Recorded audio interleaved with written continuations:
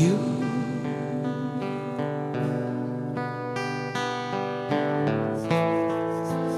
Hide me in your love, bring me to my knees. May I know Jesus more and more.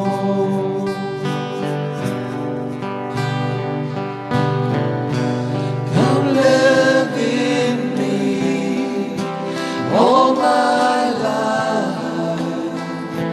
Take over. Come breathe in me, and I will rise on eagle's wings. Here I am waiting, abide in me, I pray. Here I am longing for you.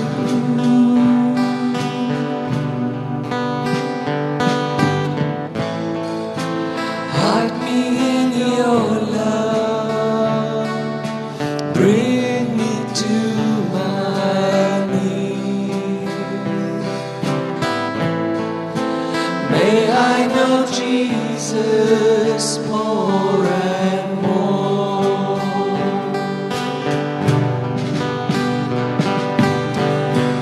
Come live in me all my life. Take over. Come breathe in me, and I will rise on eagle's wings. Come live in me all my life. Take over. Come breathe in me, and I will rise on eagle's wings.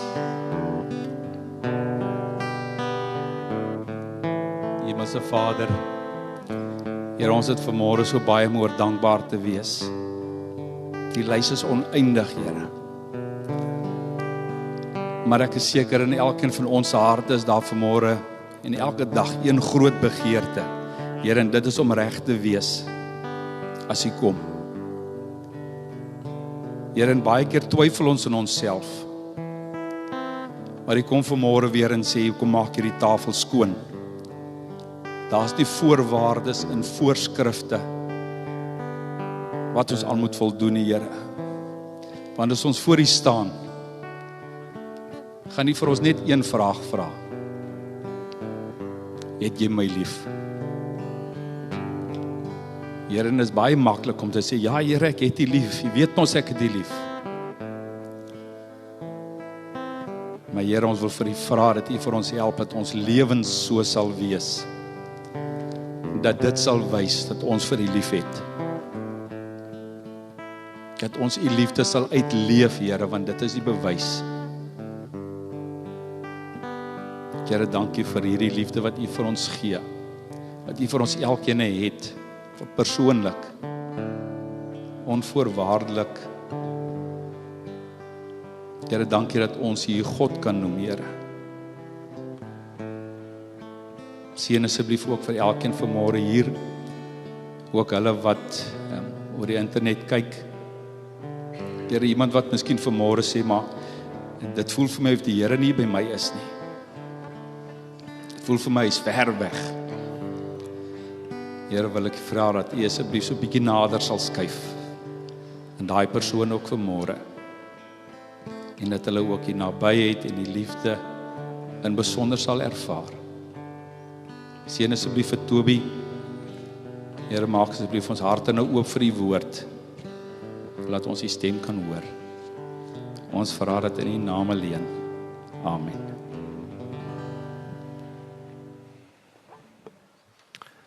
Baie dankie aan die musiekbediening en goeiemôre ook aan almal wat op Facebook dalk ingeskakel is. Ons wil net vir julle ook sê dat ons tye van uitsending gaan wissel afhangende van wat in die erediens gebeur. Romeine 1 vers 16 en 17 is ons teksgedeelte. En ek lees dit gou saam met julle. Ek skaam my nie oor die evangelie nie, sê Paulus, want dit is 'n krag van God tot redding van elkeen wat glo. In die eerste plek die Jood, maar ook die nie-Jood. In die evangelie kom juis tot openbaring dat God mense van hulle sondes vryspreek, enkel en alleen omdat hulle glo. Dit is soos daar geskrywe staan, elkeen wat deur God vrygespreek is omdat hy glo, sal lewe. Vers 16 begin met hierdie woorde van Paulus, ek skaam my nie oor die evangelie nie. En toe ek dit nou lees, toe kom daar 'n woord of 'n sin by my op, 'n vraag by my op. En jy? Paulus sê, ek skaam my nie vir die evangelie nie. Toby en jy en julle? En soos die kinders sê, hierdie antwoord is eintlik mos 'n no-brainer vir ons. Want ons weet mos nou dat evangelie beteken goeie nuus. En ons weet dat hierdie goeie nuus aangekondig is met Jesus se geboorte. Toe die engele gesê het, ek bring vir julle 'n goeie boodskap, 'n goeie tyding. Dis die goeie nuus. Die goeie nuus gaan oor Jesus. Maar wat is die inhoud van hierdie evangelie? Wat is die inhoud van hierdie goeie nuus oor Jesus? In die algemeen verstaan ons dit op 3 maniere. Eerstens, dat Jesus gekom het om vir ons aan die kruis vir ons sondes te sterf. Tweedens, ek moet tot geloof in Jesus kom, ek moet tot bekering kom. En dan derdens, wanneer ek tot geloof gekom het, wanneer ek tot bekering gekom het, dan weet ek dat wanneer ek sterf, gaan ek hemel toe. En dis mos nou goeie nuus. Dis 'n baie goeie boodskap om in te glo. Dit is evangelie. En saam met Paulus sal ons sê, nee, maar ons skaam ons nie vir hierdie evangelie nie. En dis wonderlik as ons soveel vrymoedigheid het, dat ons dit openlik kan sê en kan bely. Ek skaam my nie vir hierdie evangelie nie, want dit is die waarheid. En God se liefde en God se genade word juis in Jesus, en deur hierdie evangelie boodskap word dit aan ons geopenbaar. Maar daar's probleme met hierdie verstaan van die evangelie.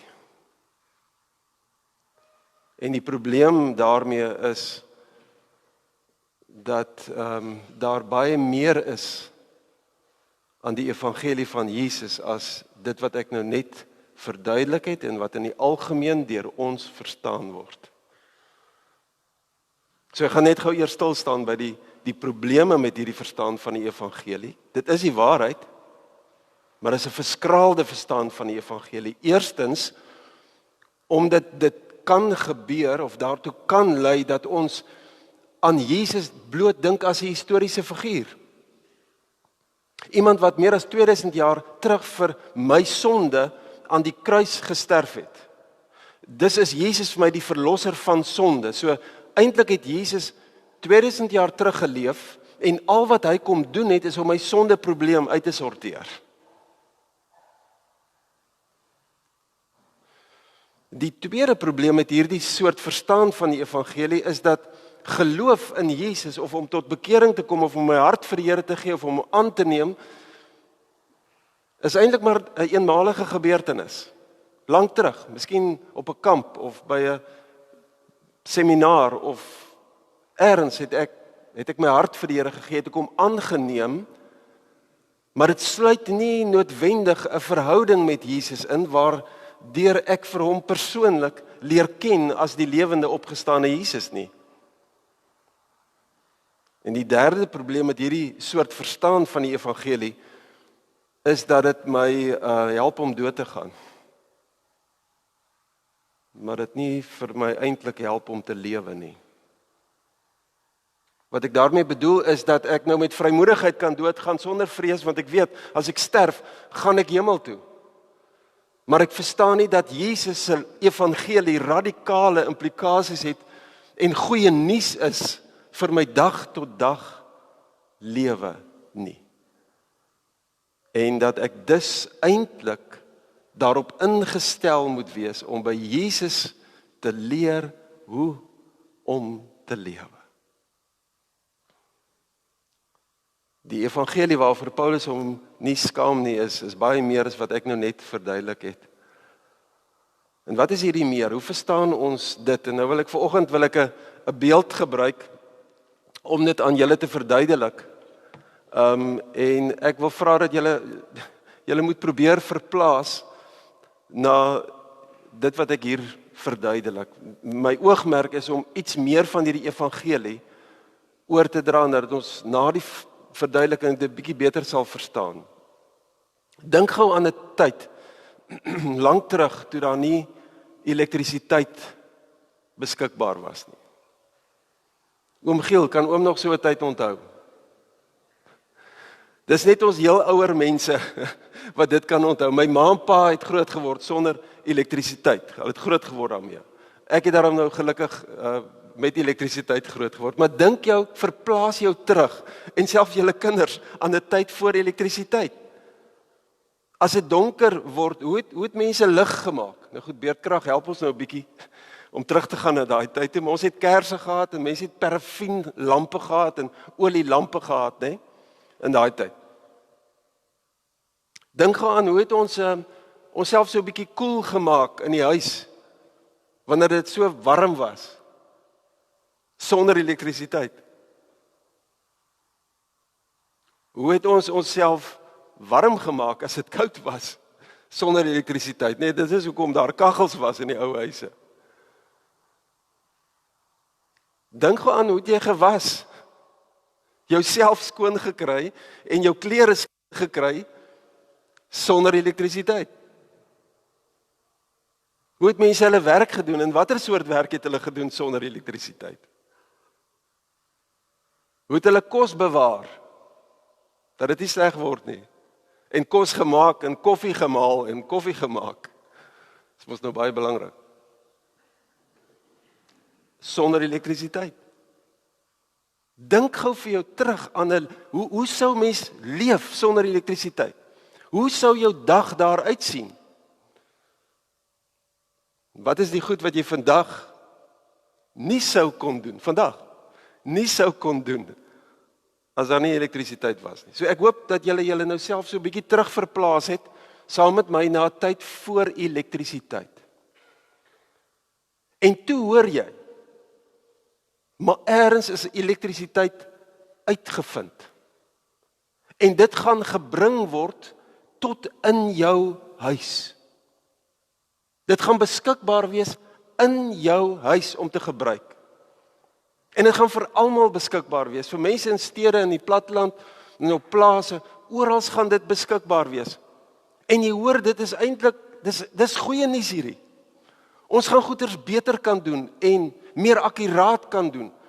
En ons gaan goeders vinniger kan afhandel. Dit gaan lei tot 'n lewensverandering en 'n lewensverbetering, 'n beter kwaliteit lewe. So dis goeie nuus, evangelie, né? Dis goeie nuus. Dis goeie nuus. Maar soos met die beskikbaarstelling van selfone en vesel, hierdie fiberlyne wat nou oral beskikbaar is nie almal wat op dieselfde manier reageer nie. Sommige ouens sê, ja, is klaar negatief. Nee, hoekom het ons nou hierdie verandering is mos nou nie eintlik nodig nie. Of as mense wat huiwerig is, omdat hulle onkundig is en te veel vrae het oor hierdie vesel, ek weet nie lekker hoe dit werk nie, so ek is nou by hierdie huiwerige deel, want ek weet nie presies hoe dit gaan werk en wat moet ek nou alles doen nie. En so reageer mense op die goeie nuus dat elektrisiteit beskikbaar is, dalk ook negatief in daai tyd of huiwerig.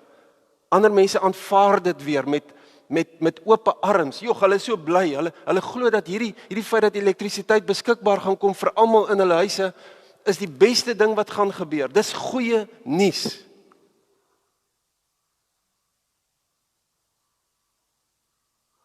Maar die feit dat hulle glo dat dit goeie nuus is, beteken nog nie dat hulle die elektrisiteit gebruik nie. Hulle moet hulle volle vertroue stel in die mense wat soos met die fiber sê dat dit is 'n goeie ding en hulle moet die boodskap self aanvaar. Hulle moet hulle volle vertroue daarin stel, soveel sodat hulle moet praktiese stappe neem om die elektrisiteit wat nou beskikbaar is in die huise te begin gebruik, nie waar nie. En dit beteken dat die ou koolstoof moet maar gaan. En dit beteken dat die kersse en die parafin en die olielampe moet nou gebêre word. Die donkie wat gestook word buitekant, kinders wat julle ouers julle vertel wat dit is, die donkie wat buite gestoot word vir warm water, hou op om hout te kap. Hou op om daai donkie te stoot. Hou op daarmee. En begin nou kragproppe aansit in die huis.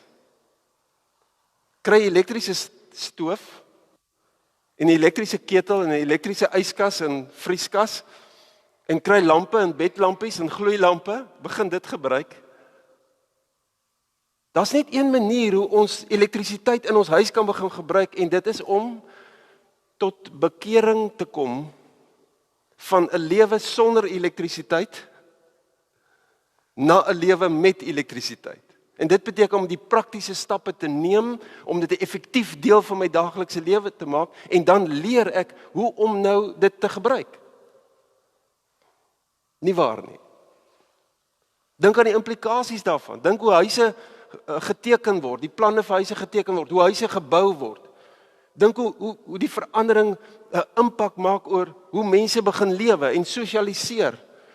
Dit wat hulle gaan koop, wat op hulle inkopieslyste is, en dit wat op die winkelrakke beskikbaar is en nie meer beskikbaar is nie. Die implikasies daarvan. En dink aan die moontlikhede, nou gaan ek sommer 'n paar spronge maak. Vir elke persoon wat gekies het om nou elektrisiteit te begin gebruik, kon later 'n elektriese radio kry en 'n platespeler. Julle kinders het sulke groot CD's.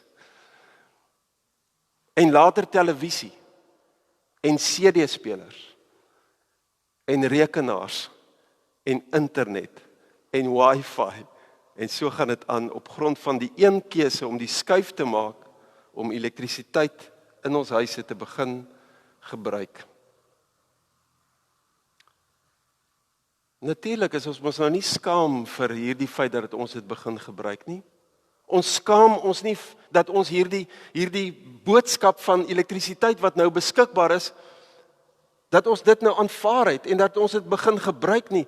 En nou kan ons dit aanbeveel want ons ervaar dat dit beter is as hoe dit voorheen was. Ek is op Jan Kempdorp gebore en daar het almal nog nie elektrisiteit gebruik nie. Toe ek gebore is, of al die elektriese bybehore gebruik nie.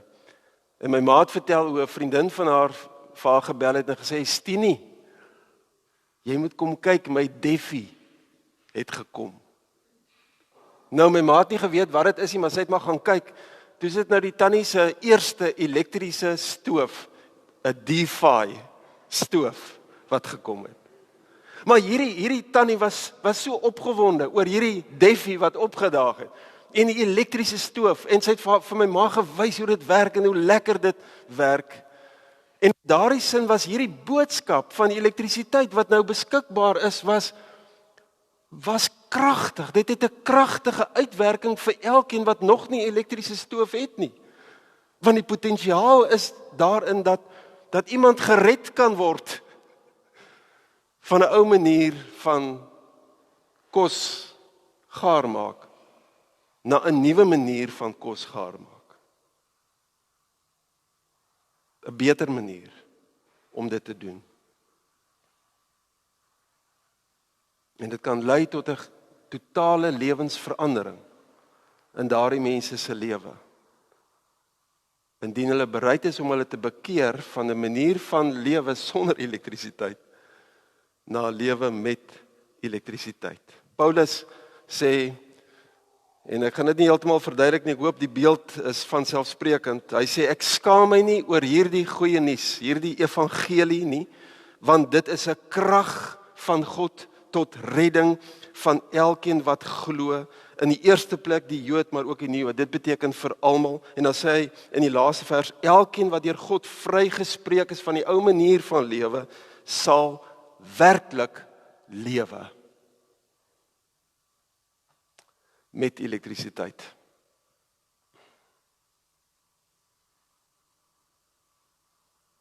Vriende, die evangelie van Jesus Christus, die goeie nuus van Jesus Christus, is 'n krag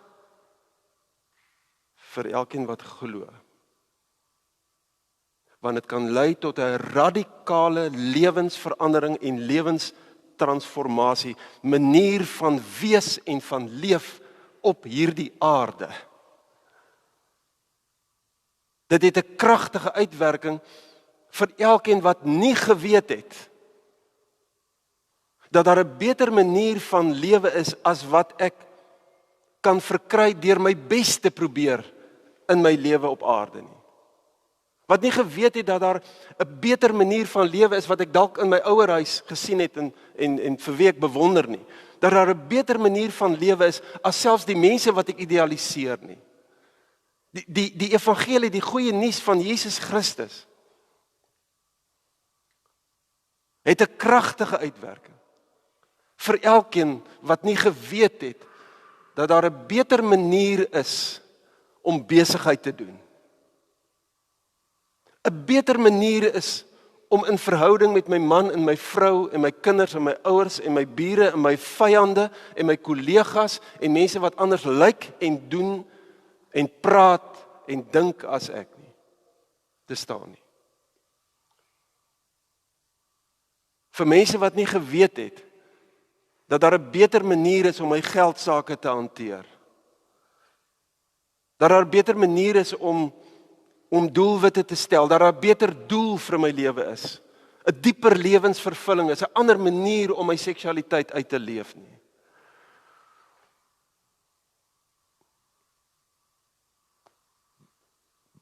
Dis die evangelie van Jesus Christus. Die goeie nuus van Jesus Christus wat sê dat daar 'n lewensverandering, 'n lewensverbetering moontlik gemaak is deur Jesus se koms, sy dood en sy opstanding, en dit is nou beskikbaar vir Jood en Griek. Met ander woorde, dit is beskikbaar vir almal, vir elkeen van ons. En dit word 'n realiteit in ons lewe en word dwars deur ons lewe 'n groter realiteit, soos wat ons dit nie net met ons kop glo nie, maar ons volle vertroue in die boodskapper en in die boodskap van die evangelie stel. En om my volle vertroue in hom te stel beteken dat Jesus nie maar net gekom het vir my sondeprobleem nie, dat ek nie net my volle vertroue in Jesus stel vir my sonde nie, maar ek stel my volle vertroue dat Jesus die Here is oor die totale geskape en ongeskape werklikheid en elke aspek van my lewe. Om my volle vertroue in Jesus te stel beteken nie net 'n eenmalige keuse vir Jesus lank terug nie, maar 'n daaglikse keuse om te leer om in 'n verhouding met Jesus te leef en om hom te leer ken as die lewende opgestaande Here wat gesê het, onthou ek is by julle al die dae tot die volëinding van die wêreld. En om my volle vertroue in Jesus te stel beteken dat ek hom nie net vertrou vir die dood nie, maar vir die lewe. Dat ek dus kies om van hom te leer, dit beteken 'n disipel te wees, van hom te leer hoe om my lewe te leef. Dis die evangelie waarvoor Paulus hom nie skaam nie. Dit is die evangelie waarvoor hierdie gemeente staan. Vir Jesus se goeie nuus. Dit is die rede waarom ons daarvolgens leer leef as sy disippels. Dis waarom ons die uitnodiging aanvaar, volg my en daagliks. En dis waarom ons ook sendelinge ondersteun vir Peer hulle en vir Christo hulle en vir Steven hulle. Om daardie evangelie, hierdie goeie nuus van Jesus te bring op plekke waar ons nie kan uitkom nie. Maar terug na ons toe. Ek wil jou uitnooi om saam met my weer vandag daai keuse te maak in watter evangelie ons glo. Dat ek kies om nie net in Jesus te glo as die verlosser van my sonde nie, maar die Here van my lewe. Dat ek kies dat om my volle vertroue in hom te stel nie 'n eenmalige gebeurtenis is lank terug nie, maar 'n daaglikse keuse om in 'n verhouding met Jesus te staan en hom te leer ken. En om my volle vertroue in Jesus te stel, nie net vir die dood nie, maar ook vir my daaglikse lewe, deurdat ek my verbind aan hom, om by hom te leer hoe om te lewe. Amen. Kom ons gee 'n paar oomblikke van stilte, terwyl die musiekbediening vorentoe kom, om na te dink oor dit wat ons vanoggend getref het. Wat het die Here vir ons kom sê? Wat het gebeur? Waarvan het ons bewus geraak? En kom ons reageer in stil gebed daaroor. As jy nog nie heeltemal seker is oor wat die Here vir jou wil sê nie, dan kan jy rustig net ontvang en hom vra dat hy vir jou dit sal wys. Daar's 'n paar oomblikke van stil gebed.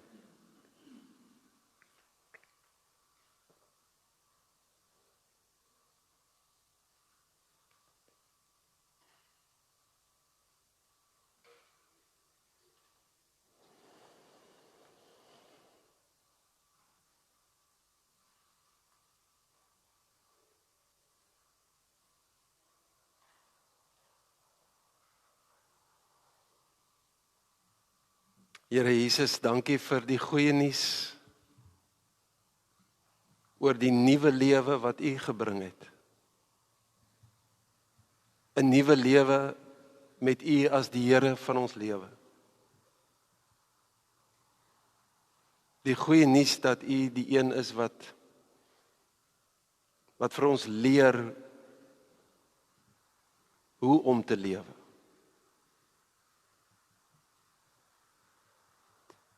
En die Here wat ons uitnooi, volg my, kom, leer leef saam met my.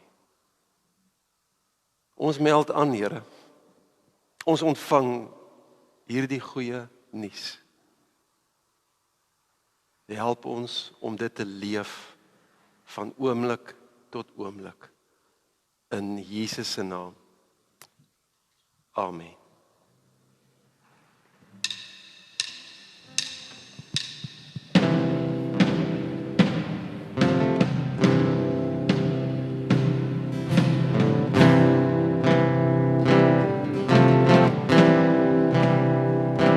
With every thought and every word, with every breath and all that I am, I want to love you as long as I live, for you are my God. I surrender.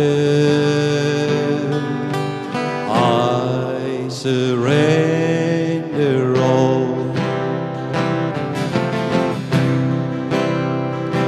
With every step and every plan and everything that's in my heart, I want to serve you as long as I live, for you are my King.